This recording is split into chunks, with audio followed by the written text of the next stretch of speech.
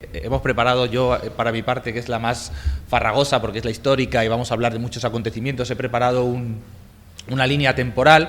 No sé si todo el mundo la tiene, porque la hemos enviado, hemos creado un grupo en Telegram que se llama Escola de Apóstrofestiu CRT, que un canal que os podéis suscribir y está ahí puesto básicamente este PDF y un artículo que es anterior a la guerra de Ucrania, pero que es un artículo que explica este concepto del equilibrio capitalista y que puede ser útil también para leerla antes de la charla o ya después.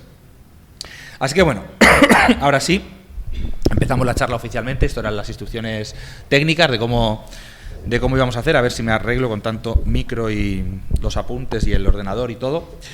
Pero bueno, como decía, en esta escuela y sobre todo en la charla que hicimos ayer internacional con los compañeros de Francia y Alemania, venimos diciendo que se están actualizando las tendencias a las crisis, a las guerras y también a nuevos procesos agudos de la lucha de clase o incluso revoluciones. Yo quería empezar la charla con un vídeo que no es nada histórico, sino que es de algo que está sucediendo ahora mismo, que ha sucedido hoy. No sé si lo habéis visto en la tele o en las noticias. Es un lugar lejano, es Sri Lanka, un país en el que se considera que es el epicentro ahora mismo de los fenómenos de la lucha de clases ligados a lo que está sucediendo con la carestía de los productos alimentarios y sobre todo con la carestía de la vida, con el proceso inflacionario. Llevan semanas en luchas, con huelgas generales, con participación de la clase trabajadora en contra del aumento de subidas, y las imágenes que estamos viendo ha sucedido hoy mismo.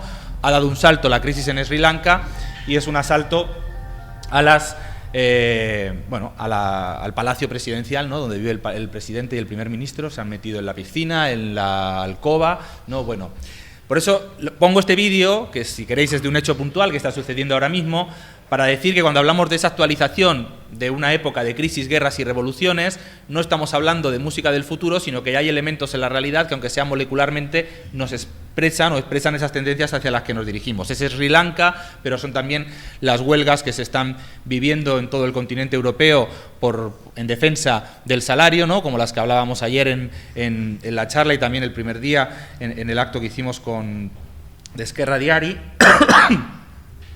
O hablamos también de otros elementos que son todavía más intangibles, pero que tenemos que tomar en cuenta, como por ejemplo el informe que publicó el FMI antes de la guerra de Ucrania y antes de los anuncios de una recesión económica mundial próxima, ¿no?, pero donde ya el FMI advertía de que el mundo pospandémico dejaba una situación de desigualdad social que iba a generar una oleada de revueltas y de procesos de este tipo a lo largo del planeta, ¿no? El FMI, que son nuestros enemigos, ¿no?, bueno, se preparan o ya son conscientes de hacia dónde están llevando a la humanidad y que eso no les va a salir gratis, que va a haber resistencia, ¿no? Como digo, yo voy a hacer un primer repaso histórico y conceptual para tratar de dar fundamentos científicos para entender estas tendencias a la crisis, a las guerras y a las revoluciones, y, por lo tanto, a la posibilidad de reprender la lucha por otra sociedad, en este caso desde el punto de vista de la CRT y de la corriente internacional que formamos parte, una sociedad socialista, ¿no? No se trata de describir la realidad sin más, sino de pensarla para poder armarnos, entendiendo que se abre una nueva oportunidad para que los explotados nos rebelemos y consigamos realmente terminar con un sistema de explotación que no solamente nos explota y nos oprime, sino que está llegando a un punto en el que está poniendo en duda o en amenaza la propia existencia de la propia supervivencia de la humanidad y de la vida humana en el planeta. Hay muchas preguntas que se nos pueden venir a la cabeza y que seguramente a muchos de vosotras y de vosotros se os viene a la cabeza. La primera es cómo es el mundo en el que vivimos, qué significado y qué trascendencia tienen los acontecimientos que vemos todos los días en el telediario. ¿Es una guerra más? ¿Es una guerra más importante? ¿Es una crisis más? ¿Es una crisis que puede tener más relevancia? Si está o no en cuestión el orden capitalista mundial, como los propios dirigentes del mundo reunidos en Davos, en la cumbre del G7 o en la cumbre de la OTAN afirman. Si ese orden sobrevivirá, si sobrevive, sobrevivirá a qué precio, si ese orden caerá, si caerá solo, si habrá que empujarlo, si habrá que tirarlo, si es posible otra sociedad en la que, como decía, el centro esté puesto en la satisfacción de las necesidades humanas y no en el lucro de una minoría, en establecer otras relaciones entre los pueblos que no sean las de la guerra y la competitividad, en disfrutar del tiempo, en trabajar menos, en tener más tiempo para el ocio, para los nuestros, para el arte, para vivir mejor, ¿no? Y si eso es posible, sin expropiar a los capitalistas, sin cambiar de raíz este sistema, y si eso es así, si eso lo conseguiremos de gratis o se van a resistir y por lo tanto tenemos que pensar que habrá que prepararse para vencer esa resistencia. Son preguntas que seguramente os han venido a la cabeza a muchas y a muchos de vosotros, ¿no? Y sobre todo a aquellos que estáis pensando o que estáis comenzando a militar o que estáis comenzando a organizaros o que os lo estáis planteando. Son preguntas que seguramente las habéis comentado con compañeros vuestros de la universidad, del instituto, del curro, con amigos. Porque son preguntas que aparecen, yo creo, en la época en la que estamos viviendo hay mayor avidez, hay un cambio en un sentido, lo primero que empieza a cambiar en un sentido es un cierto cambio en las formas de pensar, ¿no?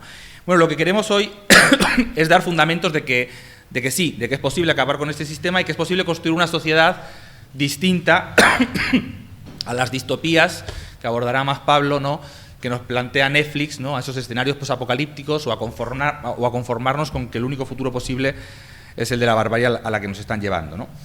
Nosotros los marxistas analizamos la situación internacional no como una sumatoria de elementos, ¿no? Por un lado tendríamos la economía, por otro lado tendríamos las relaciones entre los estados, por otro lado tendríamos los fenómenos políticos, la lucha de clases, sino que todos esos elementos tratamos de integrarlos en una unidad que está relacionada, ¿no?, dialécticamente, ¿no?, que se influyen y se condicionan unos elementos a otros en un concepto que es el que está planteado en el artículo que hemos pasado en el grupo de Telegram de la escuela, que es el de equilibrio capitalista, ¿no?, que es un concepto que no es nuestro, no lo hemos inventado nosotros, lo empleó León Trotsky por primera vez en el tercer congreso de la Internacional Comunista, es decir, después de la Revolución Rusa, y lo hacía en una discusión, en una pelea que tenía dentro de ese congreso contra un sector que consideraba que era imposible que después de la Primera Guerra Mundial y de la Revolución Rusa, ¿no?, de la primera revolución obrera triunfante en la historia de la humanidad, el capitalismo lograra reequilibrarse, ¿no?, lograra volver a estar en una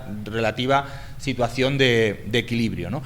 Y es un concepto que plantea que sí, que el capitalismo tiene un equilibrio que permanentemente se está rompiendo, está entrando en crisis y se está restituyendo, ¿no?, y que afecta a los diferentes elementos. Esto todavía es un poco abstracto, lo vamos a ir bajando a tierra, pero bueno, el capitalismo, por ejemplo, puede sobrevivir sin que le vaya todo bien, ¿no? El capitalismo, la historia del capitalismo es una historia de crisis económicas, es una historia de guerras civiles, de guerras entre estados, ¿no?, es una historia de cambios de régimen, de golpes de estado, de revueltas, de revoluciones que triunfan, de revoluciones que fracasan o que son aplastadas, ¿no? Y bueno, todos esos hechos, que no son genuinos de ninguna época, sino que son los hechos del capitalismo de los últimos 100 o 150 años, en un sentido, el capitalismo puede ser o puede mantener una estructura que le permita contenerlos, gestionarlos y de una u otra manera seguir sobreviviendo, pero también hay momentos en la historia en que las tendencias al desequilibrio o a que ese equilibrio se quiebre o se rompa o entre en una profunda crisis son más evidentes, son más fuertes, ¿no? Es cuando decimos que se rompe el equilibrio capitalista o que las tendencias a la ruptura o a que el equilibrio capitalista sufra una gran crisis son mayores. Y son momentos que a nosotros nos interesa analizarlos, no con una visión de analista, sino porque son los momentos en los que se pone en discusión si el capitalismo puede seguir reproduciéndose, puede seguir reproduciendo el capital, ¿no? Tú puedes encontrar un nuevo patrón de crecimiento. Y si eso no lo encuentra, se pone en discusión también de si el capitalismo puede seguir o en qué vía o en qué medida puede o no puede, o con qué fuerza puede o no puede seguir ejerciendo su dominio. Bueno, vamos a ver en qué momentos de la historia reciente del capitalismo ese equilibrio ha sido puesto en cuestión, ha encontrado una disyuntiva en la que o se refundaba un nuevo equilibrio o el capitalismo podía ser barrido y superado, y por qué, lamentablemente, en los momentos que vamos a hablar, el capitalismo ha logrado sobrevivir, que no son tampoco razones absolutas, sino que son razones históricas. Eso quiere decir que no era la única solución posible, no era el único final posible de aquella historia. Bueno, voy a dejar de hablar en abstracto y voy a empezar a bajar a tierra, como digo, o a historia, por lo menos. Voy a partir de una afirmación que no es mía tampoco, sino que la estamos escuchando casi a diario en los medios de comunicación, y es que hoy los grandes gobiernos del mundo, como digo, de la OTAN, del G7, etcétera, etcétera, nos dicen que hay un orden mundial que está amenazado, que el orden mundial está en crisis, ¿no? Que hay una amenaza china, hay una amenaza rusa, ¿no? Que además hay grandes fenómenos críticos como la crisis climática, como la crisis energética, las crisis migratorias, las hambrunas, ¿no? Y esto, más allá de que obviamente quienes lo dicen lo utilizan con un fin propagandístico, ¿no? Para justificar su escalada belicista, su política de bloques, su política de cerco a los otros contrincantes, etcétera, etcétera, tiene una gran parte de realidad. Nosotros vivimos en un mundo que ayer lo planteábamos también en la charla internacional, tiene un hito fundacional, el siglo XXI, podemos decir que el siglo XXI no comienza en el año 2000 o 2001, sino que el siglo XXI comienza en el año 2008, ¿no? Y comienza en el año 2008 porque es cuando se produce una profunda crisis económica que cambia el mundo y que deja tocados todos los equilibrios políticos, económicos anteriores a 2008.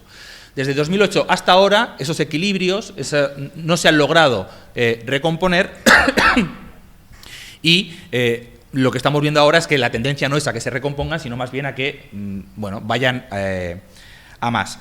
Hoy vamos a ver de dónde vino la crisis de 2008, qué la precedió, ¿y qué hace de la crisis de 2008 algo tan especial como para que tenga una trascendencia y una estela, una cola tan larga que llega hasta nuestros días y sigue más allá de esta escuela y más allá de la fecha en la que nos encontramos hoy en día sus consecuencias, ¿no? Bueno, yo os voy a poner una línea del tiempo para que me acompañe en la exposición y así nos ayude a no perdernos en todo este viaje largo en el tiempo que vamos a ir haciendo, ¿no? Vamos a tratar de ver cuál es el origen de ese orden mundial que hoy se encuentra, según las potencias imperialistas y los medios de comunicación, amenazado, ¿no? Vamos a abordar un hito fundacional de ese orden mundial y un hito, podríamos decir, refundacional. El orden mundial que vamos a hablar nace del resultado, si se quiere, de la Segunda Guerra Mundial. Es puesto en cuestión en los años 60 y 70 con un ascenso muy significativo de la lucha de clases, que tiene hitos que muchos de vosotros y vosotras conoceréis, como el mayo del 68 o la propia transición española, las luchas contra el franquismo, pero se logra recomponer. No entra una crisis tan aguda como había sido el periodo inicial del siglo XX, se logra recomponer e instaura un nuevo orden, que es el orden neoliberal, que es nuestro orden, el orden en el que en mayor o menor medida los que hemos nacido entre los 80, los finales de los 70 y hasta los 2000, como muchos de los que estáis hoy aquí, nos hemos criado. Ese es el orden mundial que la crisis del 2008 vino a poner en cuestión, ya veremos de qué manera. Yéndonos más atrás, a cuál es el origen, a ese hito fundacional, que es, como digo, el resultado de la Segunda Guerra Mundial, bueno, el siglo XX comienza, ¿no?, con una definición que hace Lenin, ¿no?, de que, y es la que nosotros retomamos en el lema de nuestra escuela y demás, ¿no?, de que el capitalismo había entrado en una etapa que iba a estar signada por crisis cada vez más profundas, guerras, no solo guerras nacionales o civiles, sino guerras entre los diferentes estados y guerras entre las diferentes potencias imperialistas, y que eso iba a dar lugar a la oportunidad o al surgimiento de oportunidades revolucionarias de revoluciones, ¿no? El desarrollo económico del capitalismo al finales del siglo XIX ha alcanzado ya un nivel mundial y tenemos una economía mundial, pero que está gobernada por estados nacionales que defienden los intereses de las respectivas burguesías nacionales, española, francesa, italiana, etcétera, etcétera. Bueno, la estrechez del mercado mundial les lleva a una competencia cada vez mayor que hace que la que había empezado siendo la gran potencia hegemónica, que era Gran Bretaña, estaba en una clara decadencia, le había surgido un gran competidor, que era Alemania, y la manera de resolver esa competencia, agotada la guerra comercial, las guerras de aranceles, etcétera, etcétera, pasó a ser la guerra directa, ¿no?, la Gran Guerra, la Primera Guerra Mundial, que es la primera gran guerra entre potencias imperialistas, que intenta resolver esta discusión de cuál es ahora la potencia hegemónica. En principio, la aspirante Alemania sale totalmente derrotada, ¿no?, pero tampoco queda muy claro cuál es el nuevo hegemón, quedará humillada, que le pondrán las sanciones de guerra, etcétera, etcétera. Tampoco Inglaterra se recupera, Estados Unidos comienza, digamos que queda eso en tablas o en una discusión abierta. Como resultado de la Primera Guerra Mundial, tenemos también, o como consecuencia, la primera gran revolución obrera de la historia. La Primera Guerra Mundial enseñó a los capitalistas que las guerras no son solamente la manera que tienen de cómo dirimir al final sus desacuerdos o su competencia, sino que también genera padecimientos que pueden llevar a oportunidades revolucionarias, ¿no? Y esta es una lección que les quedará grabada a fuego. Por eso, cuando tengan que prepararse para nuevas guerras, se prepararán también para evitar sus consecuencias, para evitar las revoluciones. La Revolución Rusa como la primera revolución donde el proletariado se hace con el poder político y empieza a establecer, no sin contradicciones, y hablaremos un poco de ellas, las bases de una alternativa social al capitalismo, ¿no? Y que inspiran a que durante toda la década de los años 20 y de los años 30 realmente el horizonte de otra sociedad posible va a inspirar a miles y a miles de trabajadores y trabajadoras cuando salgan a luchar y realmente, como veíamos esta mañana en el taller de la Revolución Española o en el taller que han hecho sobre la Revolución Rusa y la lucha de los trotskistas contra la stalinización, bueno, inspira a miles y miles millones de trabajadores. El capitalismo va a seguir desarrollándose y va a tener sus crisis periódicas hasta llegar a un momento, la crisis del 29, en el cual las tendencias a la competencia se agudizarán porque se parte de una crisis profundísima, ¿no? Una crisis en la que no caben todos. Por lo tanto, a mayor crisis económica, las tendencias a mayores enfrentamientos entre los distintos países van a ir a más, que es lo que vamos a ver a lo largo de los años 30. Bueno, ¿cómo se resuelve esta crisis? Esta quiebra del equilibrio capitalista, ¿no? Aunque se recompone, no es todo el tiempo una quiebra, pero hay momentos de mayor equilibrio, de menos. Bueno, ¿cómo se termina resolviendo? Bueno, se resuelve de una forma reaccionaria la crisis de los años 30. ¿Hay revoluciones? Sí, y son revoluciones que serán derrotadas. No porque irremediablemente tuvieran que ser derrotadas. La principal revolución de los años 30, del 31 al 36, tenemos el honor, ¿no?, de estar en su corazón, no solamente en el Estado español, sino en Barcelona, ¿no?, que es la gran revolución española del 31 al 36, y en particular la que se desata después de la derrota del golpe. Y es una revolución que es derrotada no por la falta de capacidad y de voluntad de la clase trabajadora en intentar construir otra sociedad, sino por la acción directa de, en este caso, el estalinismo, que se había convertido en un agente contrarrevolucionario. Hemos visto antes la Revolución Rusa queda aislada a nivel internacional y en Rusia se termina instaurando o ganando una camarilla, ¿no?, burocrática alrededor de Stalin, no de forma natural, sino con muchísima oposición por parte de los viejos bolcheviques, por parte de los oposicionistas, por parte sobre todo de los trotskistas, que son los que lucharán hasta el final contra esa degeneración, luchando por la revitalización de la democracia soviética y porque el Estado obrero ruso fuera un Estado dirigido por los trabajadores y no por esa casta burocrática, y que es una casta que se ha convertido en conservadora, que no quiere ni oír hablar de revoluciones en ningún sitio, que quiere hacer política exterior normal con los gobiernos capitalistas y por lo tanto les promete que ni revolución en Francia, ni en España, ni en ningún sitio, y le da orden a los partidos comunistas a que se opongan. Y sobre todo que teme las revoluciones porque se ha convertido en una casta conservadora que teme que haya revoluciones en la Unión Soviética contra ese proceso de burocratización y de instauración de una dictadura totalitaria. Ese es un elemento clave que hace derrotar la última intentona revolucionaria para intentar evitar que la pugna interimperialista terminase dirimiéndose en una nueva guerra imperialista, y que nos lleva a que otros fenómenos por derecha que surgen de la crisis de los 30, como el fascismo, que es un fenómeno primero contra la revolución proletaria, para enfrentar a la revolución proletaria, tanto si esta está en marcha, como la revolución proletaria como futuro enemigo. Alemania era el país que se decidió a conquistar Europa, a disputarle militarmente la hegemonía a sus competidores. Y ir a una nueva guerra implicaba también un enorme peligro de que el mayor proletariado del continente, Alemania, el alemán, hiciera una revolución. Por lo tanto, hacía falta una dictadura, un régimen dictatorial que barriese físicamente, que liquidase las organizaciones obreras para poder prepararse para ir a la guerra.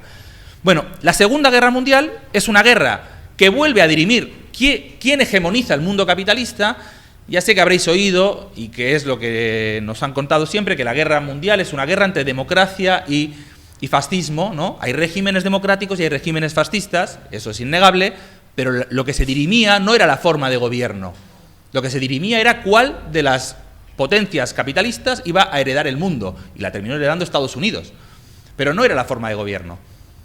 De hecho, compañeros, en la Segunda Guerra Mundial había que luchar contra la ocupación nazi de Francia, por ejemplo, había que defender la Unión Soviética de la ocupación nazi, por supuesto, pero si eras indio o india, o eras argelino o argelina, había que luchar contra el dominio colonialista de las potentes democráticas británica y francesa. Es decir, Francia y Gran Bretaña no eran menos reaccionarias en la India o en todos los países semicoloniales donde imponían verdaderas dictaduras segregacionistas y genocidas contra los pueblos originarios. Por lo tanto, el relato, digo, contra esos relatos de las películas de la Segunda Guerra Mundial, ¿no? Que ocultan que lo que se estaba dirimiendo era otra cosa.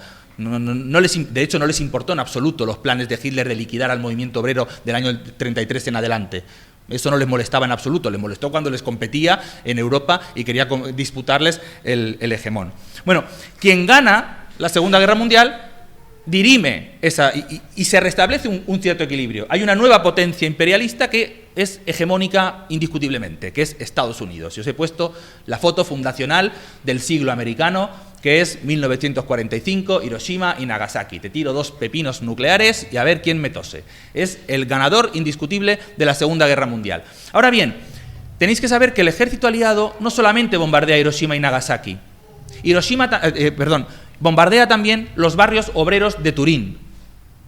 Bombardea también Dresde, una ciudad obrera de Alemania, y la deja reducida a cenizas. ¿Y por qué? ¿Qué habían hecho los obreros de Turín o los obreros de Dresde? Bueno, el temor a que de esa guerra salga o pueda haber nuevas revoluciones, recorre la columna vertebral de los dirigentes del mundo libre y de Stalin y el estalinismo de la Unión Soviética. El mundo destruido de la Segunda Guerra Mundial, con millones de muertos, etcétera, etcétera, bueno, con todo lo que deja la Segunda Guerra Mundial, deja inscripta la situación de que puede haber nuevas revoluciones. Y de hecho, es tan así que tienen que llegar a un acuerdo entre el estalinismo, entre la Unión Soviética y los dirigentes del mundo libre, el resto de potencias aliadas, para evitar ese escenario de revoluciones en Europa y de revoluciones en el resto del mundo.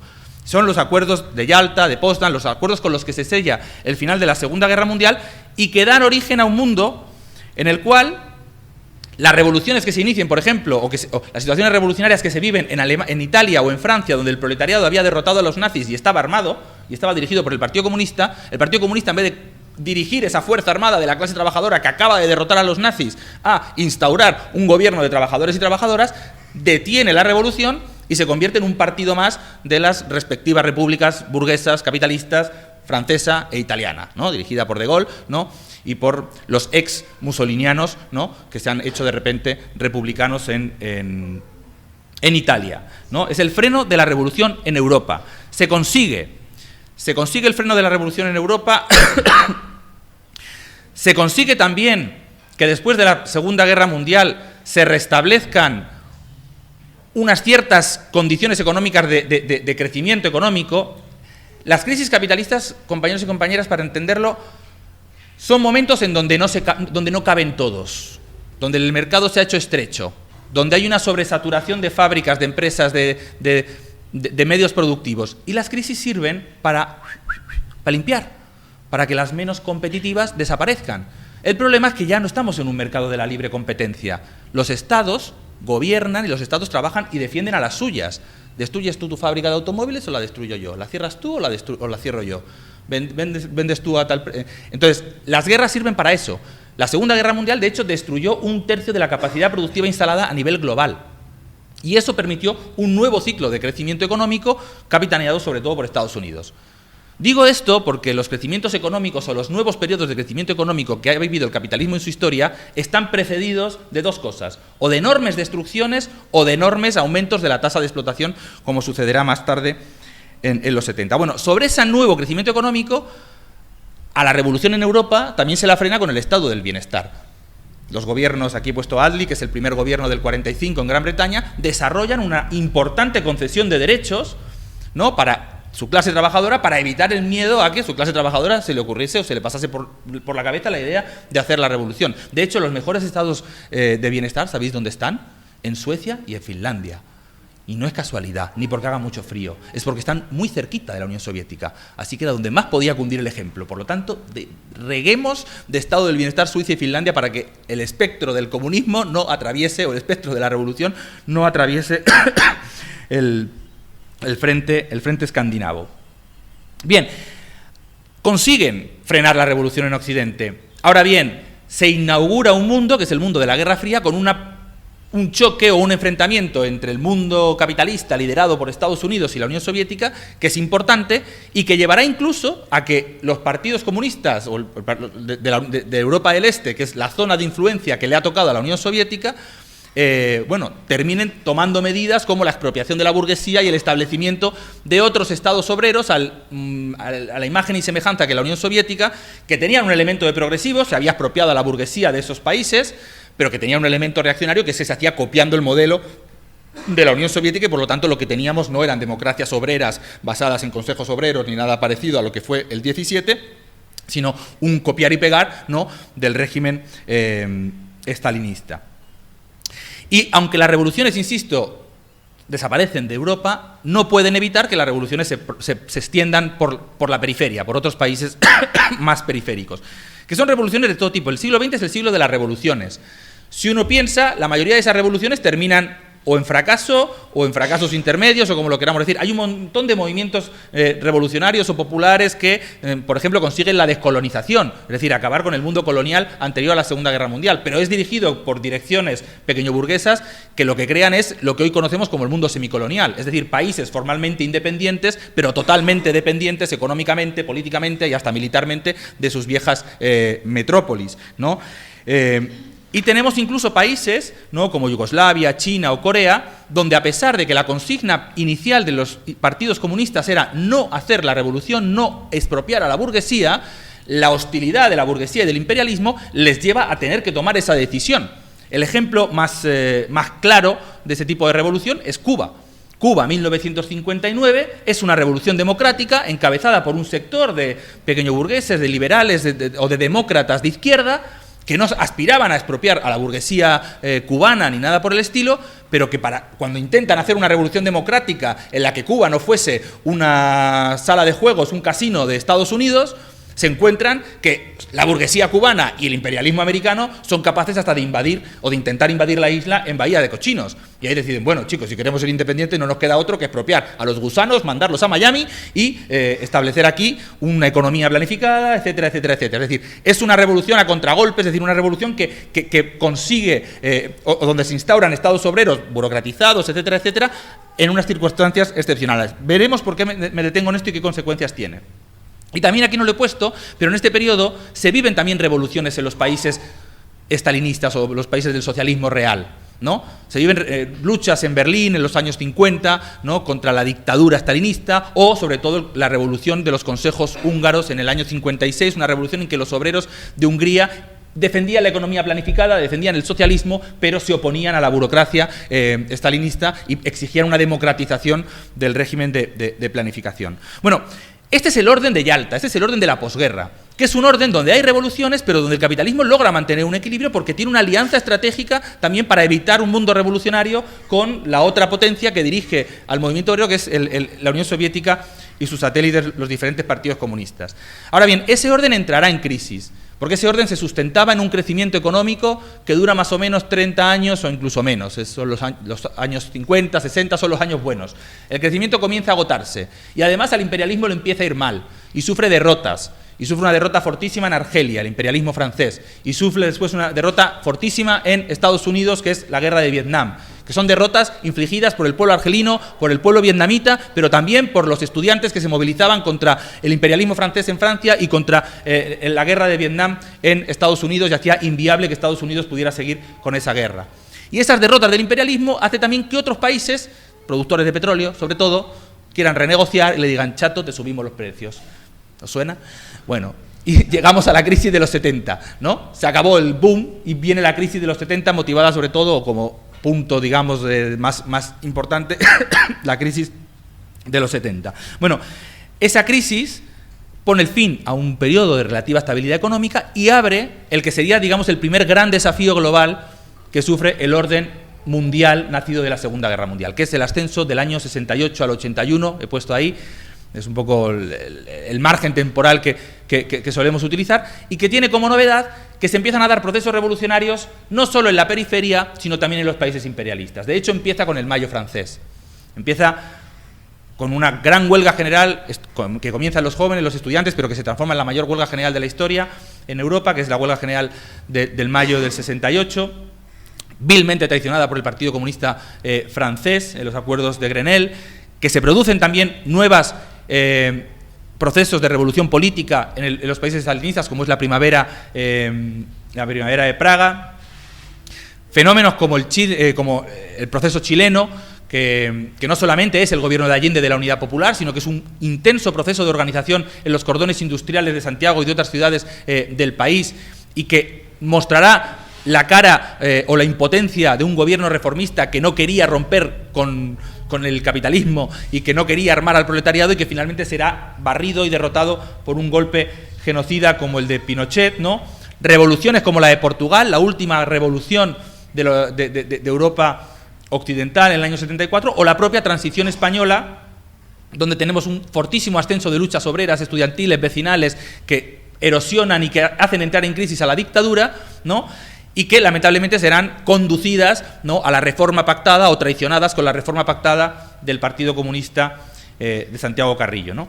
O la última, que es la que hemos puesto aquí, que es en el año 81, otro proceso de revolución política en Polonia, que será sofocado a sangre y fuego por la dictadura.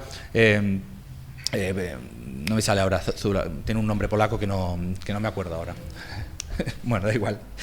Lo que quiero decir, es un ascenso que se derrota por la acción de los partidos comunistas, los partidos socialdemócratas, las direcciones reformistas, en las direcciones pequeñoburguesas o nacionalistas burguesas en el mundo semicolonial, ¿no?, por una combinación de desvíos, sobre todo en los países centrales, pero también de sangre, de dictaduras sangrientas, ¿no?, o de represiones sangrientas, como es el caso de Checoslovaquia o Polonia, o de dictaduras sangrientas, como es el caso de Chile o Argentina en el año 73, en el año 76. Ahora, lo que nos tenemos que preguntar no es por qué hicieron esto las corrientes que eran fundadoras de ese orden capitalista, sino qué faltó. ¿Por qué no hubo una izquierda revolucionaria que pudiera plantear una alternativa en los años 70? ¿Qué es lo que faltó? Y ahí la tesis que nosotros como FT planteamos es que hubo un cierto espejismo de que parecía que en el siglo XX, poco a poco, el mundo se iba tiñendo de rojo. Porque por eso os he querido contar también que había un orden capitalista, pero, jolín, de repente toda Europa del Este se expropiaba a la burguesía. Ostras, de repente, revolución en China, nada menos. Ostras, Yugoslavia, Corea, Cuba, o sea, la revolución en América Latina que inspiró a cientos de miles de jóvenes a pensar en el socialismo en el continente latinoamericano, ¿no? Y también aquí en Europa. Parecía que íbamos... Y relativamente había un avance de la expropiación de la burguesía. El capitalismo perdió prácticamente un tercio del globo. No existía el capitalismo, las relaciones de producción capitalistas en un tercio del globo. Eso llevó a un espejismo en el que no se supo diferenciar que esos procesos se estaban dando por una situación excepcional de enfrentamiento entre los dos mundos o los dos polos de la Guerra Fría, y que podía haber revoluciones que triunfaran acaudilladas por incluso sectores pequeñoburgueses o camarillas militares, guerrilleras, o incluso por los partidos estalinistas, que no era tan necesaria, por lo tanto, luchar por la autoorganización, por la aparición de soviets, de consejos obreros o de organismos de este tipo, y que no era tampoco, por lo tanto, muy necesario constituir organizaciones o partidos que se prepararan para pelear por esos elementos. Hubo una cierta adaptación a las revoluciones tales cual habían sido, sin darse cuenta de que era contradictorio. Había un avance en la expropiación del capital en muchos lugares del mundo, pero al mismo tiempo esos avances en el terreno nacional estaban bloqueando la posibilidad de la revolución internacional y de que cuando se abrieran revoluciones en otros lugares, esas direcciones los frenasen como los habían frenado en el año 45 y en otros muchos procesos revolucionarios que no he nombrado, donde los partidos comunistas o las direcciones pequeñoburguesas, nacionalistas árabes, etcétera, etcétera, terminan actuando de bloqueo para que esas revoluciones no funcionen. Por lo tanto, esas lecciones que nos había dejado planteada la Revolución Rusa, la Revolución Española y que hemos repasado en esta escuela, ¿no?, la independencia de clase, la lucha por la autoorganización, la lucha por construir organizaciones revolucionarias, habían perdido valor, habían perdido peso en la extrema izquierda. Y había partidos estalinistas, maoístas, que reproducían más o menos lo general de quienes iban a traicionar el proceso de los 70, incluso otros sectores que provenían de nuestra tradición del trotskismo, que se habían adaptado a esas mismas direcciones y que fueron incapaces de presentar una alternativa. Bueno, ese ciclo se cerró. Y se cerró inaugurando el mundo del que somos hijos e hijas todos nosotros que estamos aquí, que es el mundo neoliberal. Acabado el ascenso revolucionario, se impone una durísima derrota con dos hitos que aquí he puesto: la huelga minera británica del año 85, no la huelga, sino su derrota por Margaret Thatcher, y la restauración capitalista en todos los países de Europa del Este y la Unión Soviética a partir del año 89 con Gorbachev, el que tenemos aquí a la cabeza. ¿Qué es este orden neoliberal? Primero, la crisis de los 70, a diferencia de los años 30, tiene una novedad, compañeros. No se resuelve igual. La crisis de los años 30 se resuelve con una guerra mundial. Se resuelve destruyendo 1/3 de las fábricas y de la capacidad productiva del mundo, como he dicho antes. La crisis de los 70 no, es una crisis, cierran fábricas, cierran empresas, pero sobrevive una gran parte de la economía. Y la manera que tiene el capitalismo de seguir manteniendo una tasa de crecimiento, de la tasa de ganancia y una tasa de reproducción importante, es atacando las conquistas y las condiciones de vida de la clase trabajadora en los países centrales y en el resto del mundo. Eso es la ofensiva neoliberal. Aquí he puesto a estos dos personajes, a Thatcher y a Reagan, presidente de Estados Unidos y presidenta británica en los años 80, del 81 en adelante, que son los dos referentes del neoliberalismo en Europa, apoyándose en derrotas como la de la huelga de los mineros, o también Reagan, la derrota de otra huelga importante de los controladores aéreos, empiezan a desmantelar las conquistas del estado de bienestar, empiezan a aumentar la tasa de explotación de los trabajadores y trabajadoras de los países centrales. Se inicia un proceso de desregularización financiera, eso que todos hemos conocido, de que, bueno, se pueden crear burbujas financieras, inmobiliarias, bursátiles, ¿no?, al tuntún, y los capitalistas prefieren invertir en esos sectores. Ahora sería de moda las Bitcoin, para que me entendáis, ese sector que no se sabe dónde está el valor real, dónde reside el valor de esos productos que se compran y venden, ¿no?, y que generan grandes beneficios, pero que no generan ningún desarrollo de la economía real, y que de tanto en tanto estallan y generan crisis como la del 2008, ¿no?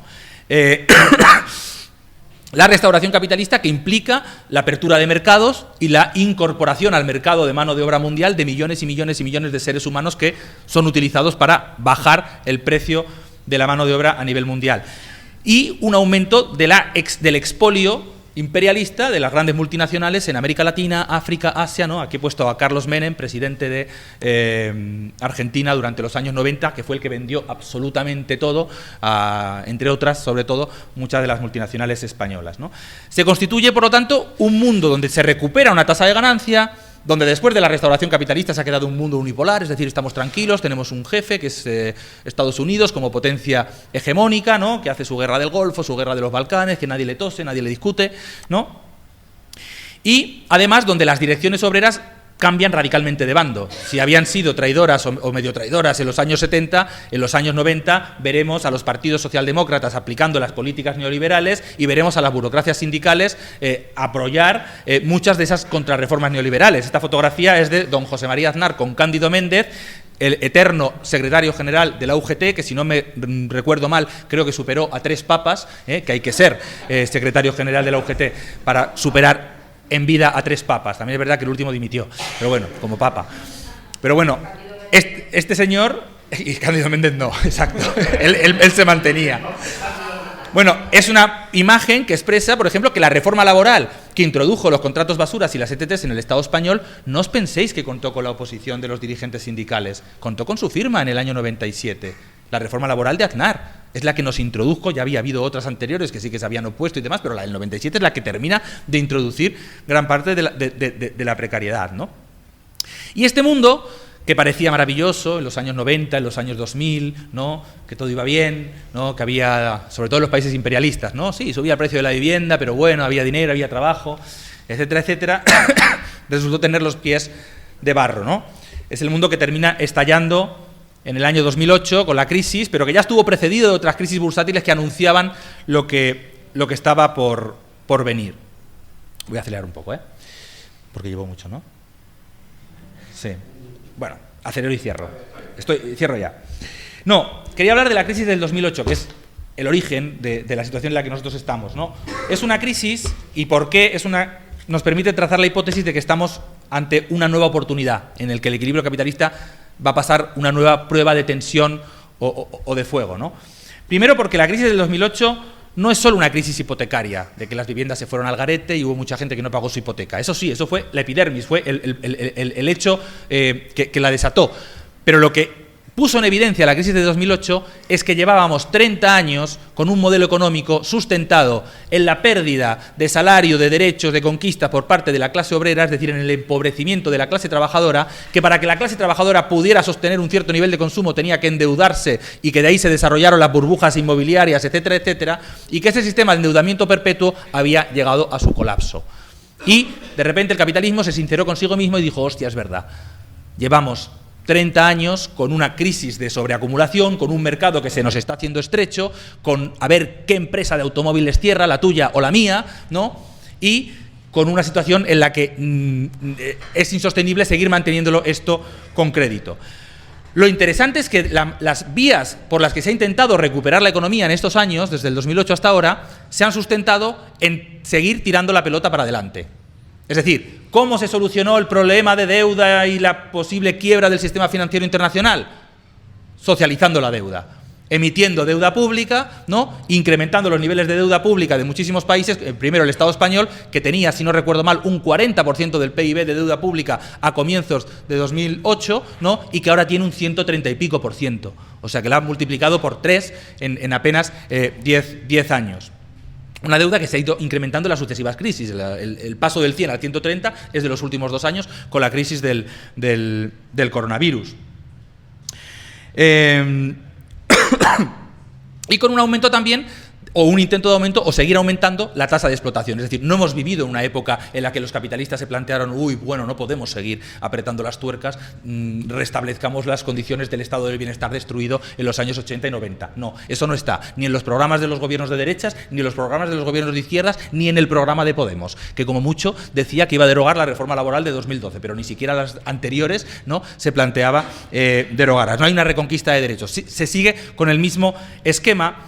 Y eso ha generado una situación que los economistas burgueses plantean, que es que se pasó lo peor, no se evitó un colapso, un crack como el del año 29, pero la tasa de crecimiento del capitalismo en los últimos años se podría definir como un estancamiento secular, como un estancamiento con niveles de crecimiento pírrico, ¿no? Y eso tiene una consecuencia. Los capitalistas no se conforman con niveles de estancamiento pírrico. Y si no lo pueden resolver, o no es la vía, aumentando solo la tasa de explotación, también aumenta la tensión y las pulsiones a competir más entre ellos y disputarse mucho más en serio las áreas de influencia, los mercados y todo eso de lo que venimos hablando en estos días. Por eso surgen fenómenos de derecha, como Trump, ¿no?, que no viene caído del cielo, sino que es un fenómeno que lo que viene a decir es que, bueno, el mundo anterior a la globalización de 2008 ya no va más y que hay que volver a pasar a una política proteccionista. Y no es una política, como decíamos ayer, solo de Trump, sino que su heredero en el cargo, Biden, ¿no?, que venía teóricamente a recomponer las relaciones multilaterales y la globalización y bla, bla, bla, bla, bla, bla, resulta que es el señor que está capitaneando la división del mundo en 2 bloques cada vez más irreconciliables, que es algo que se sabe cómo se empieza, pero no dónde se termina, ¿no? Y también ha habido fenómenos por izquierda. Hubo fenómenos de la lucha de clases, tuvimos las primaveras árabes, tuvimos el 15M aquí, tuvimos las huelgas de Grecia, tuvimos después otras oleadas de las luchas de clases, los chalecos amarillos en 2019, la revuelta de Chile, el propio proceso catalán aquí en el año 17-19, o fenómenos más actuales como los que se están dando en Estados Unidos, el Black Lives Matter, ahora la generación U, etcétera, etcétera, ¿no? Ahora bien, como fenómenos de la lucha de clases, son fenómenos que sobre todo los del principio, en el último tiempo van mutando y va teniendo una mayor participación y rol la clase trabajadora, pero que venían de unas décadas de retroceso importante, de retroceso no objetivo de la clase trabajadora. No os creáis eso de que la clase obrera ha muerto, porque la clase obrera es más numerosa hoy que en cualquier otro momento en la historia de la humanidad, ¿no? La cantidad de gente que trabaja ya no como asalariados, sino en las industrias. Otra cosa es que las industrias estén en el sudeste asiático, en la India o en China, ¿no?, y que se hayan trasladado una buena parte de las industrias, que igual tampoco han desaparecido todas, de los países centrales. Pero sí que había habido un retroceso subjetivo importante, ¿no? Un aumento, bueno, primero una traición brutal de las direcciones que hemos visto, y también un aumento de la desorganización, del individualismo, del no reconocimiento como clase, de la no intervención en las luchas sociales con nuestras propias herramientas como clase trabajadora, sino diluidos como ciudadanos. Y por eso lo que estamos viviendo, o las oleadas que hemos vivido, se han tenido algo en común, es que ha sido, digamos, el momentum de la revuelta, ¿no?, el momento de las manifestaciones masivas, pero como ciudadanos, ¿no?, con participación en algunos lugares más destacada de la clase trabajadora, y en los procesos más últimos, como el de Francia 2019, en Chile en algunas últimas jornadas, o el propio proceso de Myanmar el año pasado, ahora en Sri Lanka, de la clase trabajadora, pero sobre todo con movimientos que sobre todo actúan como elementos de presión, incluso de presión in extremis, que pueden llegar a ocupar la residencia del presidente, ¿no? Pero donde todavía no hay un desafío global al Estado capitalista y por lo tanto no se abren situaciones o revoluciones como tales, ¿no? Y que han sido, lamentablemente, reconducidos por viejas o nuevas direcciones, ¿no? Como vimos en las primaveras árabes, de diferentes maneras, o a procesos de transición como el español, pero a la tunecina en Túnez, ¿no? En derrotas brutales o intervenciones imperialistas, como hemos visto en Libia, o en guerras reaccionarias, como sucedió en Siria, ¿no? O con procesos como ha sido aquí el neorreformismo europeo, ¿no? Con Tsipras primero en Grecia y posteriormente Iglesias, ¿no? Bueno, termino ya con una última reflexión, que ante esos hechos de la lucha de clases que se están dando y que se siguen desarrollando, la izquierda que llegó al 2008 llegó también mal preparada, en un sentido, parecido o más grave que los 70. Llegaron con la conclusión de que si en los 70 las grandes luchas protagonizadas con la clase trabajadora, muchas de ellas al frente, no consiguieron revertir o acabar con el capitalismo, había llegado el momento de renunciar a la clase trabajadora, a su organización y a la intervención en el movimiento obrero como una vía de transformación social.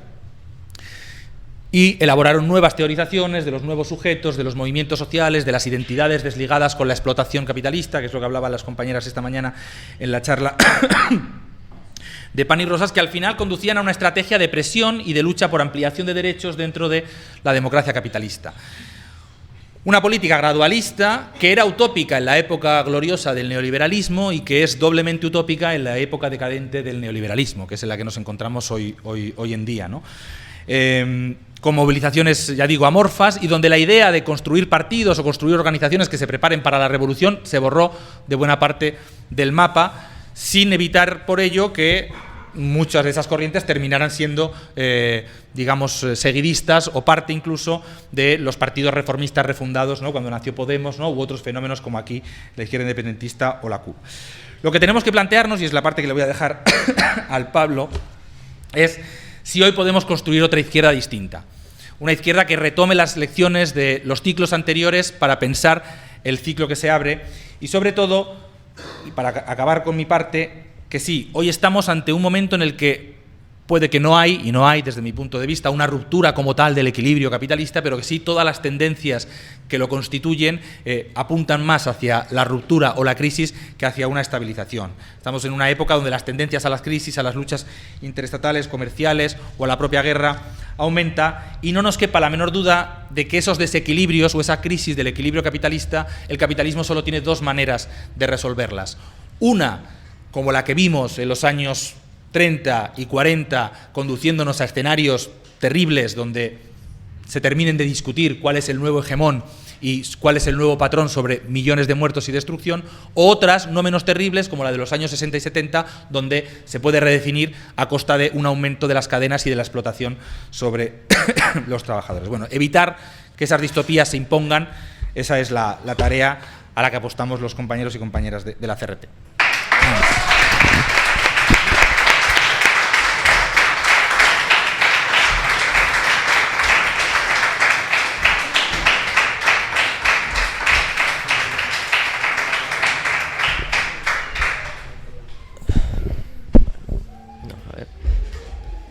Sí. ¿Se oye bien? Así sí. Vale. Me pongo un poco.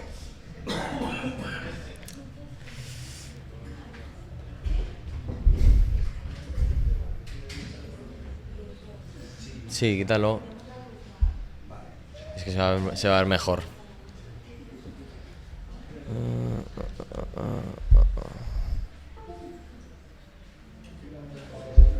Hostia, joder. Menos mal. Vale.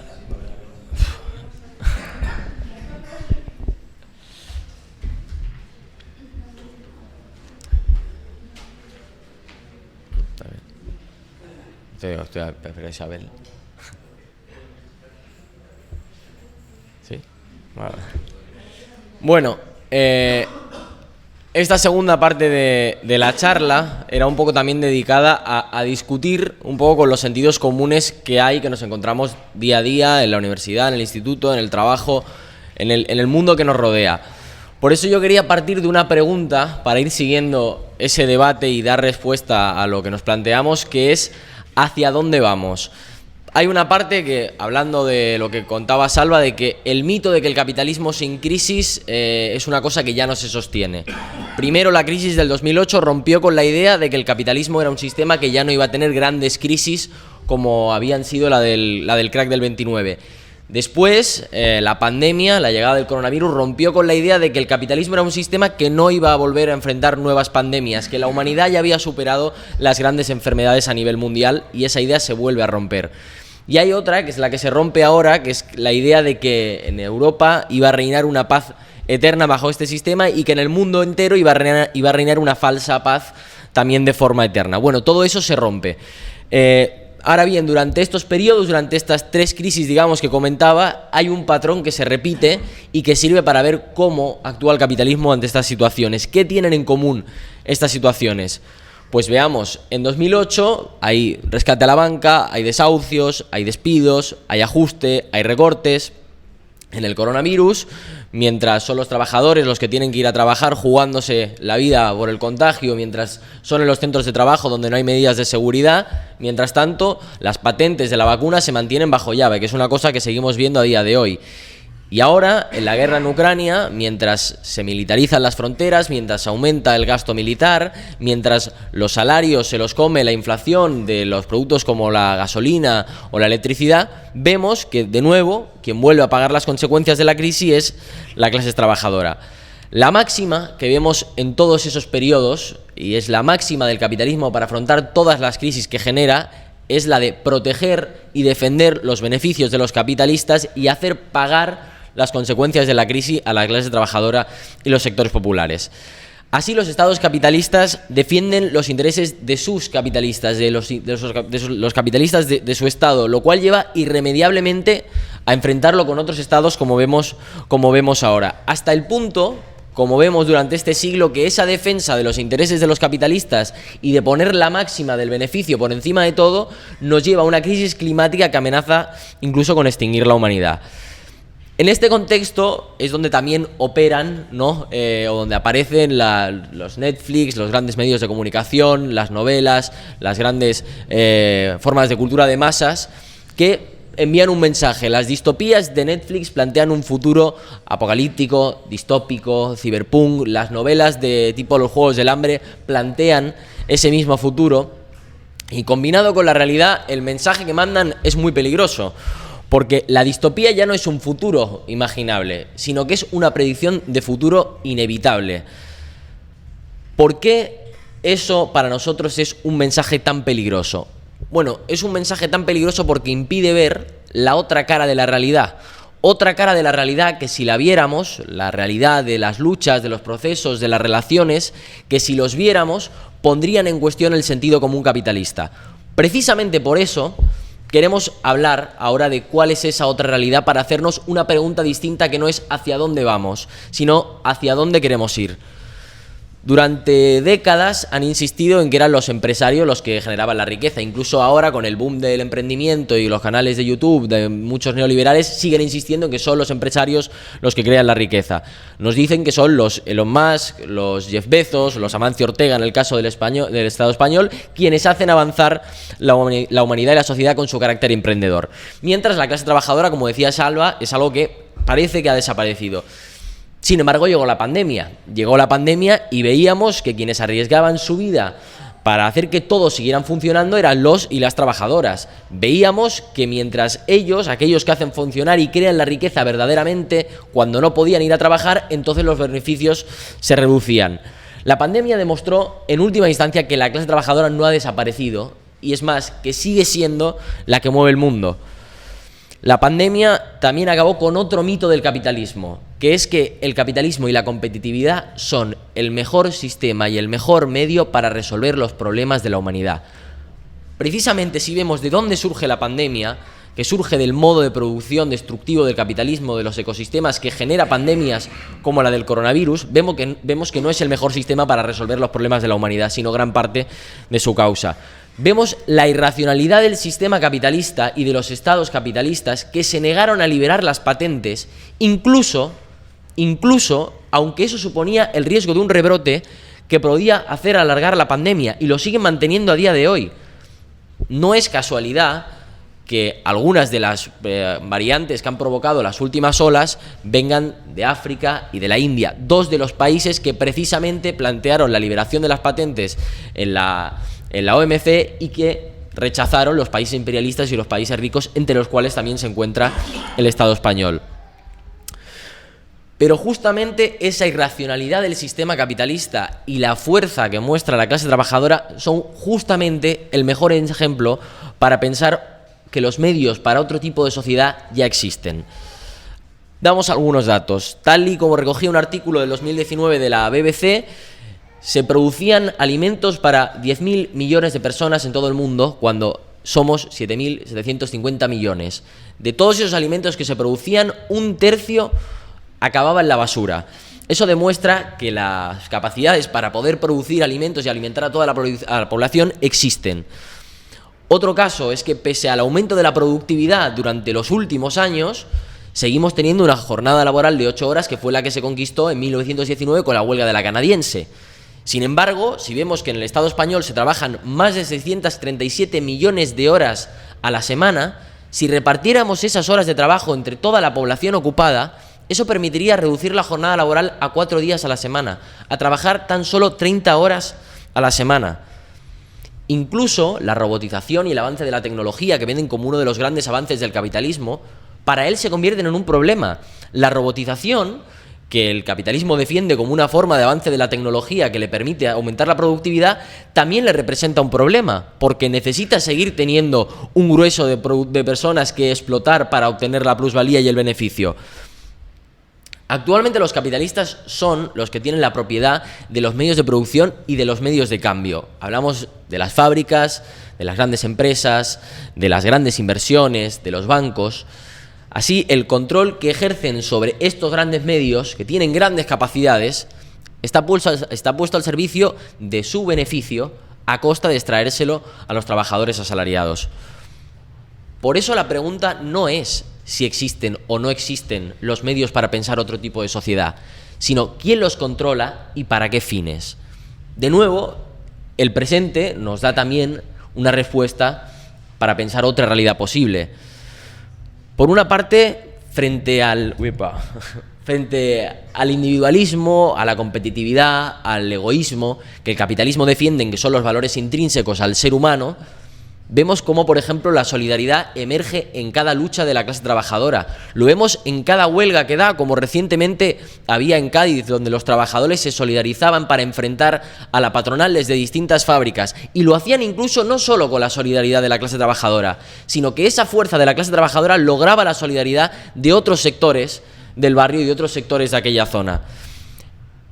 También vemos que las luchas de la clase trabajadora buscan trabajar menos horas, muestran que existe otra pulsión distinta a la del deseo económico, una pulsión que es parte del deseo del ser humano de liberarse del trabajo y dedicar más tiempo al ocio, a la cultura, al arte, a los seres queridos y, en definitiva, a disfrutar de la vida y de todos los placeres en su sentido más amplio. Y eso también lo expresa la lucha de la clase trabajadora, que pide trabajar menos horas.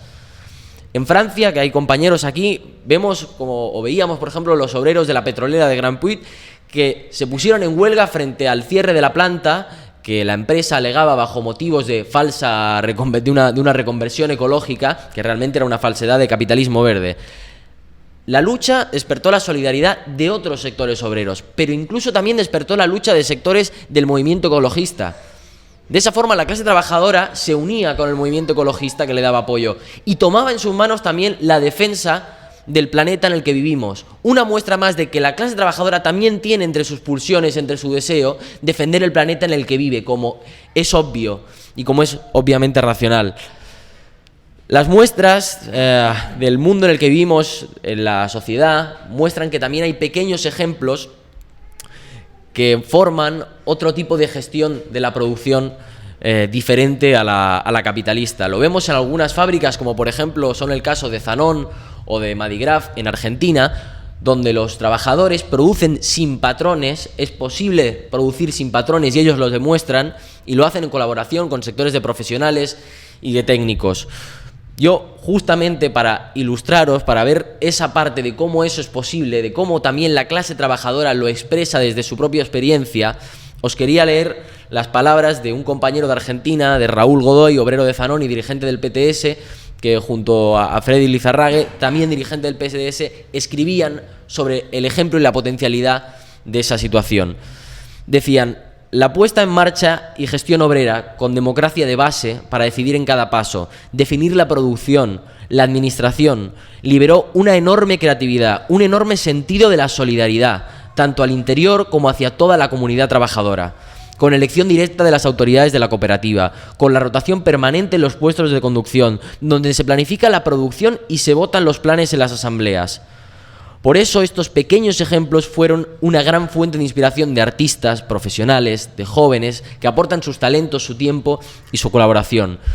En Zanón, esta práctica permitió incorporar a la fábrica a compañeros y compañeras de los movimientos de desocupados en lucha, y hermanó la lucha obrera con la lucha ancestral del pueblo mapuche, porque partía del respeto a los pueblos originarios y a la naturaleza.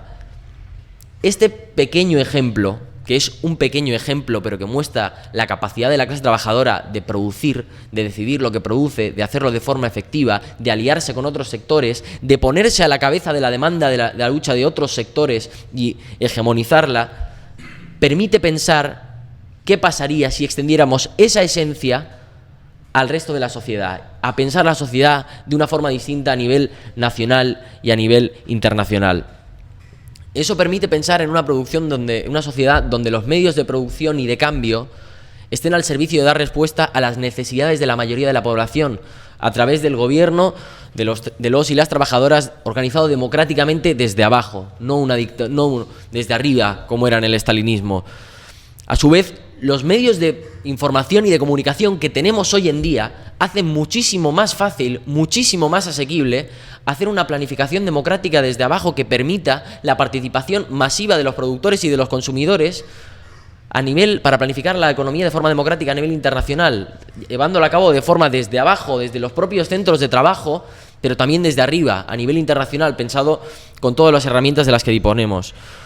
Una sociedad también donde se impulse la organización racional, comunitaria y no sexista del trabajo doméstico y del trabajo de cuidados para conseguir, para luchar, para ser parte de la lucha por acabar con la opresión de las mujeres y de las disidencias sexuales.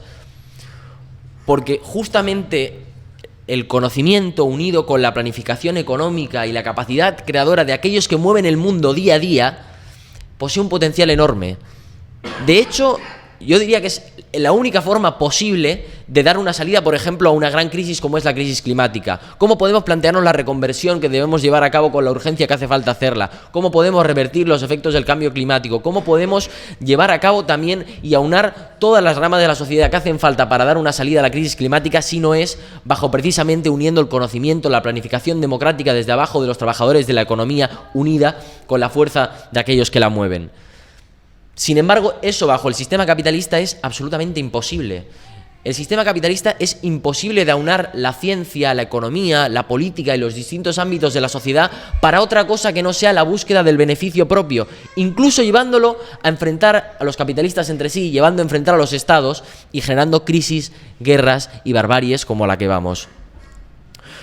Por eso una sociedad de este tipo no solamente es una sociedad posible y deseable. No solamente una sociedad socialista es posible y deseable, sino que al mismo tiempo es la única forma para evitar la barbarie a la que nos conduce el capitalismo.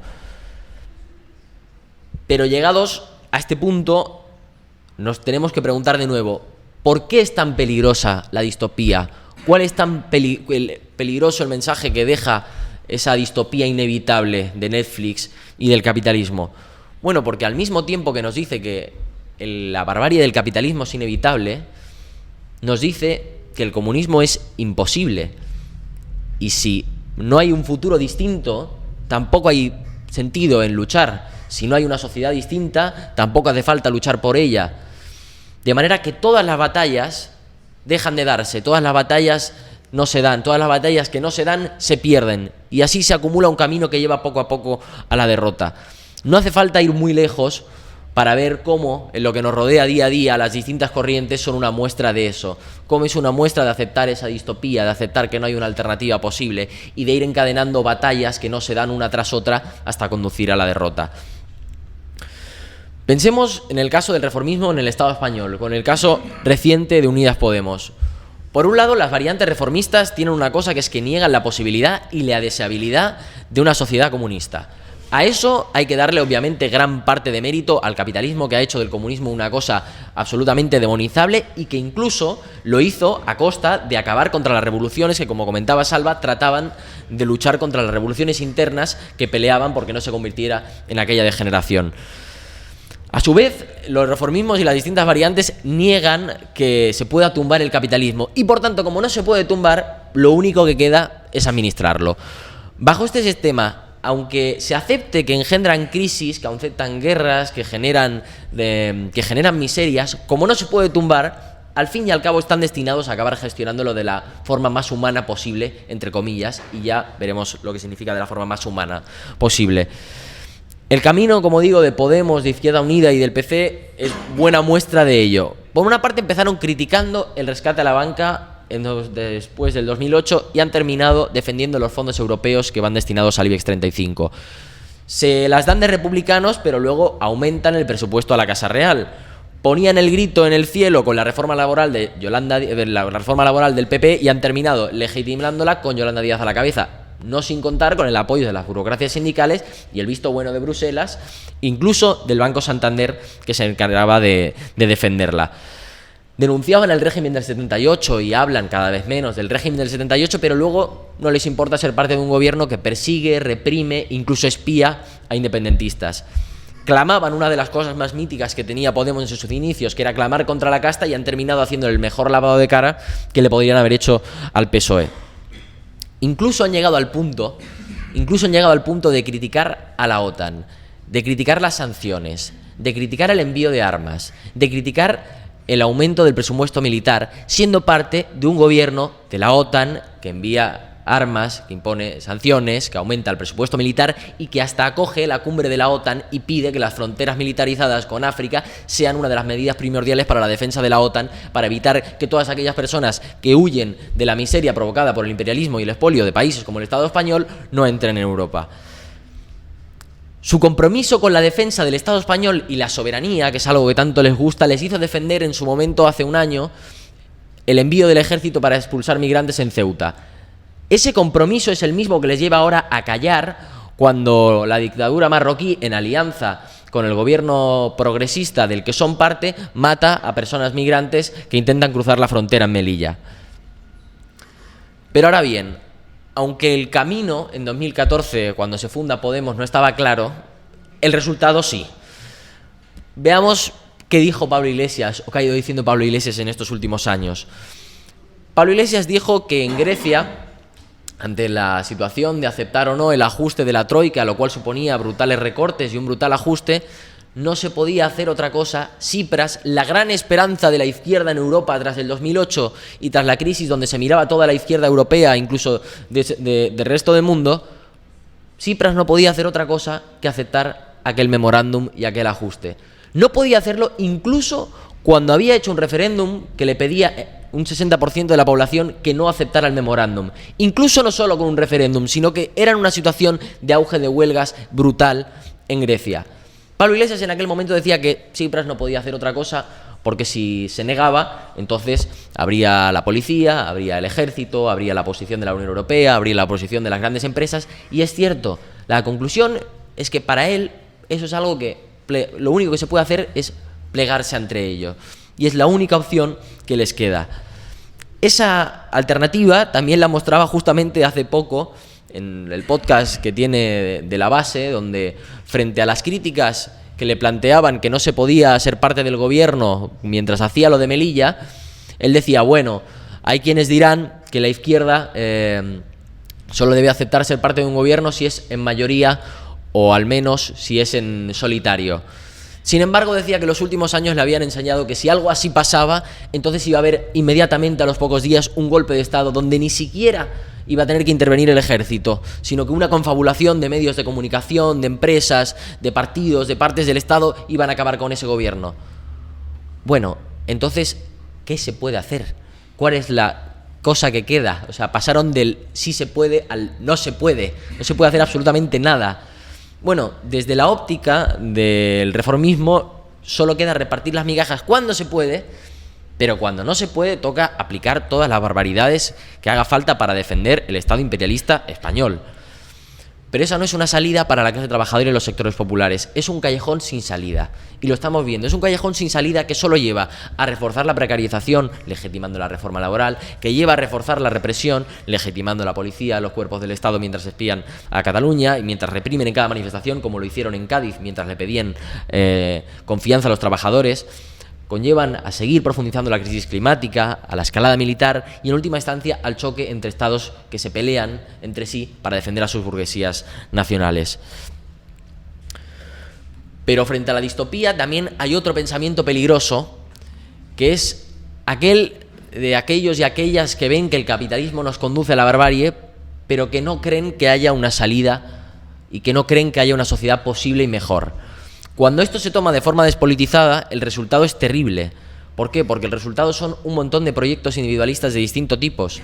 Porque, siendo sinceros, si vamos inevitablemente al fracaso y hacia el fin del mundo, ¿por qué la gente tendría que preocuparse de algo más que de sí mismos o de sus seres queridos o de su gente? La conclusión son un montón de proyectos individualistas que tratan de vivir cómodamente hasta que llegue el fin del mundo, de preocuparse solamente de estudiar y de quedar con los amigos, o de encontrar un trabajo que sea bien pagado para poder tener planes sociales cuando se pueda, o salir de fiesta tanto como se pueda para olvidarse del mundo en el que viven.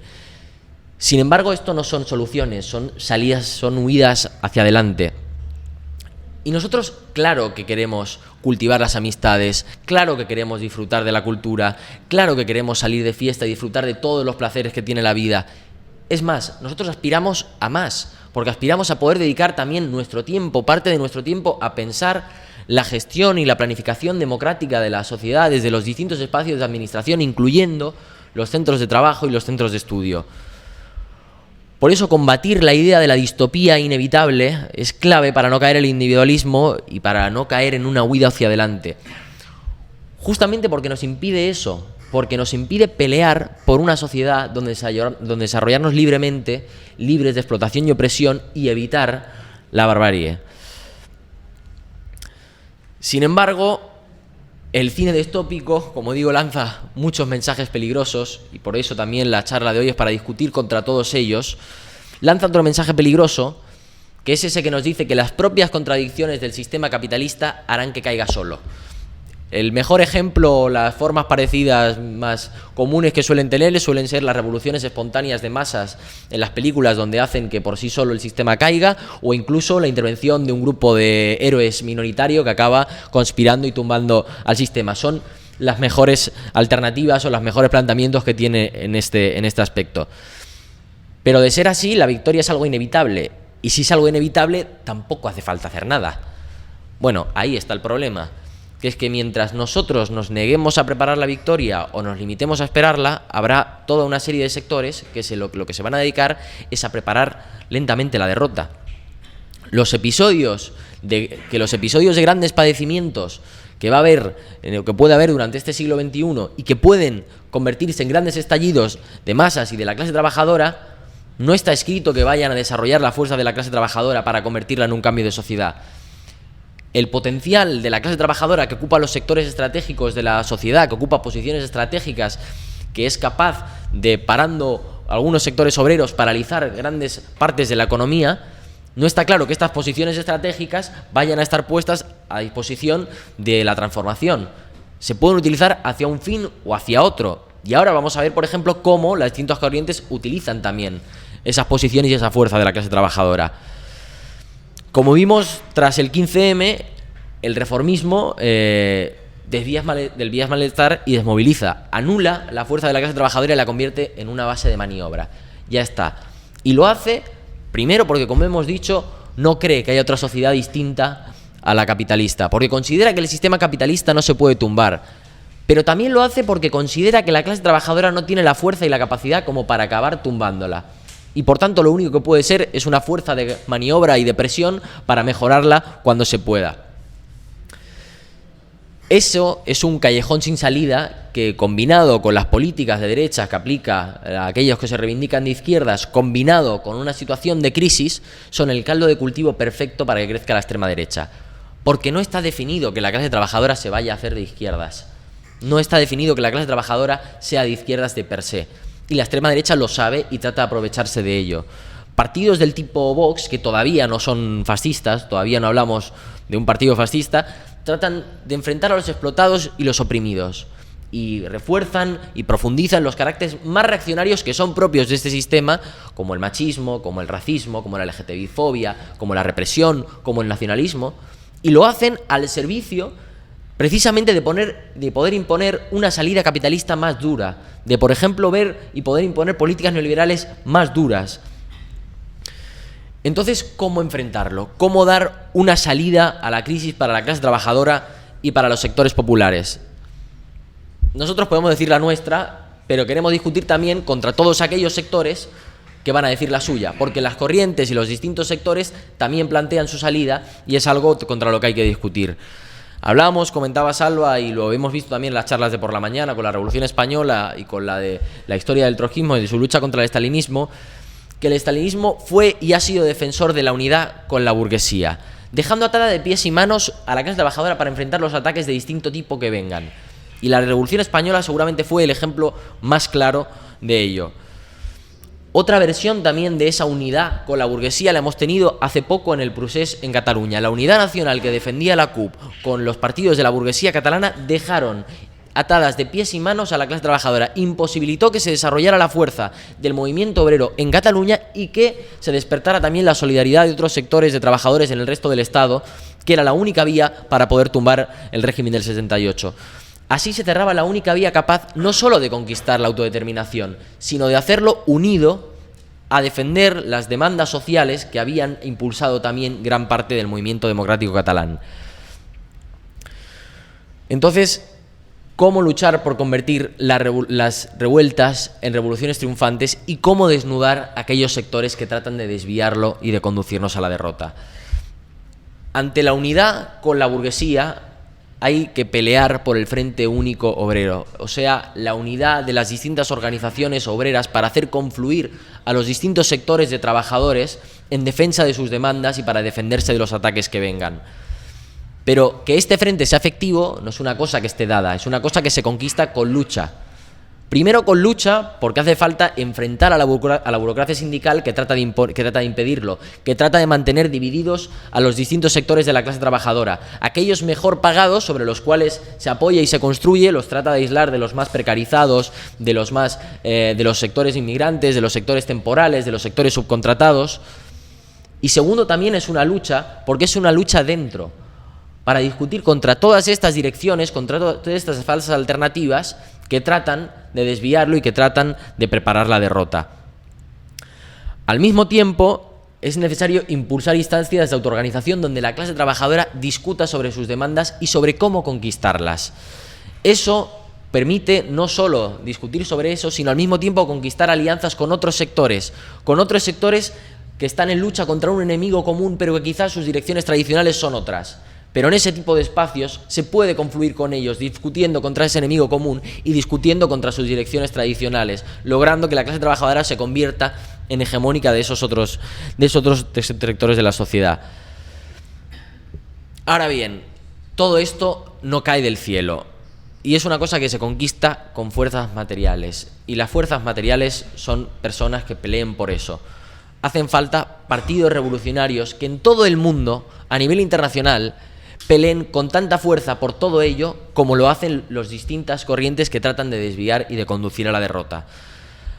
Hablamos de organizaciones que levanten un programa anticapitalista para dar salida a los problemas de la clase trabajadora y de los sectores populares, que planteen el reparto de las horas de trabajo, Porque es una cosa que no solo responde a la voluntad de querer trabajar menos horas y resolver el problema del paro. Es una cosa que responde al deseo y a la aspiración de reducir las horas que dedicamos al trabajo, de dedicar menos horas a trabajar y más tiempo a disfrutar de nuestra vida.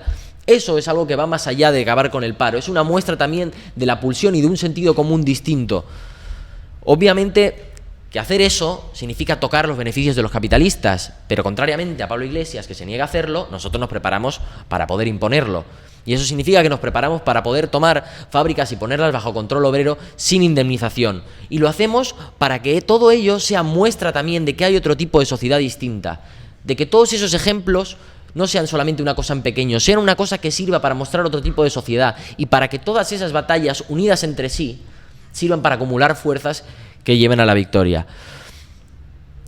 Levantar un programa anticapitalista y desarrollar las fuerzas de la clase trabajadora para imponerlo va más allá de dar respuesta a los problemas de la clase trabajadora. Es un paso imprescindible para encontrar una verdadera salida a la barbarie del capitalismo y conquistar una sociedad socialista.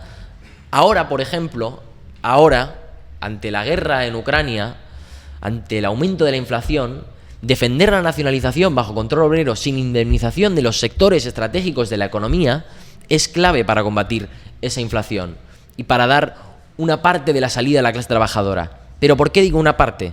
Porque si eso no está unido a luchar contra nuestros imperialismos que aumentan el gasto en defensa, que militarizan las fronteras, que conducen a una escalada militar, y lo hacemos al mismo tiempo que obviamente rechazamos la invasión reaccionaria de Rusia en Ucrania, entonces tampoco es una salida a la barbarie a la que nos conduce el capitalismo. Por este programa y por esta estrategia, nosotros desde la CRT y las organizaciones que impulsamos nos organizamos. Y lo hacemos en nuestros centros de estudio, en nuestros centros de trabajo y en los movimientos en los que participamos. De hecho, muchos de los que estáis aquí, que nos conocéis o que ya militáis o que habéis participado con nosotros en distintos fenómenos de lucha, lo habéis podido ver. Por eso, nuestra lucha en la universidad, por ejemplo, contra el SPSE como parte de la burocracia estudiantil y parte del movimiento estudiantil ligada a la CUP, es parte de la lucha por poder impulsar espacios de autoorganización en la universidad y unirnos con los trabajadores en lucha como una cuestión estratégica de tejer la unidad, la alianza entre estudiantes y trabajadores. Cuando en la huelga del Lleura, que ayer peleábamos por convocar huelga en el Lleura, en la huelga educativa, y lo hacíamos incluso contra la propia burocracia o contra los sectores de CGT que trataban de impedirlo, es parte de la lucha por hacer que los sectores precarizados también se organicen y por parte de que no se organicen de forma aislada aquellos que tienen mejores condiciones, entre comillas, mejores condiciones. Lo hacemos también tratando de golpear, de ser una muestra de ejemplo de unidad entre los más precarizados y aquellos sectores que también están explotados y que la burocracia sindical utiliza de base de maniobra. Cuando las compañeras de Pan y Rosas intervienen en el movimiento feminista y enfrentan a la extrema derecha sin plegarse a Yolanda Díaz o a Irene Montero, es parte también de la lucha por construir alas revolucionarias y fracciones revolucionarias en los movimientos sociales. Defender en Madrid, que hay compañeros aquí hoy, que la Asamblea Popular contra la Guerra no firmara el manifiesto que firmaba el PC en la manifestación y que tuviéramos un bloque propio en la manifestación es parte de enfrentar a nuestro imperialismo. Es la expresión de cómo luchamos en el día a día por hacer ver cómo aquellos que son parte de un gobierno de la OTAN tratan de lavarse la cara llamando a la manifestación. Y así se lo proponíamos también a otros sectores como anticapitalistas, que pusieron gran parte de su peso en fundar Podemos y que ahora en Francia incluso se planteaban el pactar con Mélenchon. Sin embargo, Anticapitalistas se opuso porque se niega a chocar con aquellos sectores del PC, con aquellos sectores del reformismo y de los movimientos sociales, al mismo tiempo que defiende una salida utópica pacifista a la guerra. Pero nosotros no confiamos ni en los gobiernos capitalistas, ni en los estados, ni en los partidos que de una u otra forma dicen defendernos y acaban aliándose con la burguesía.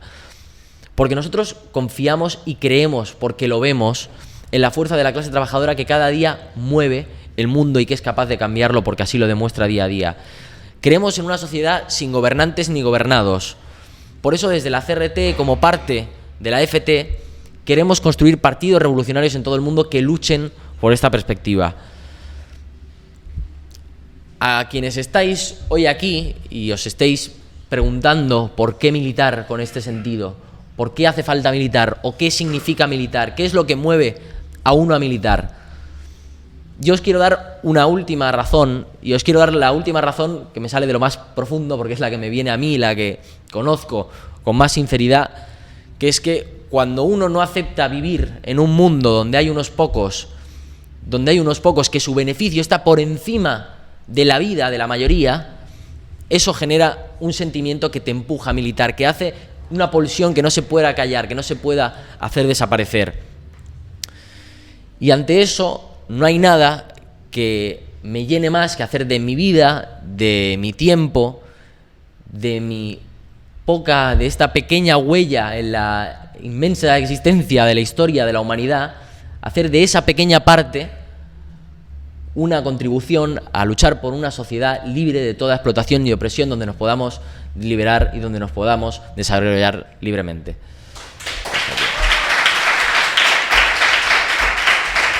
No está. No.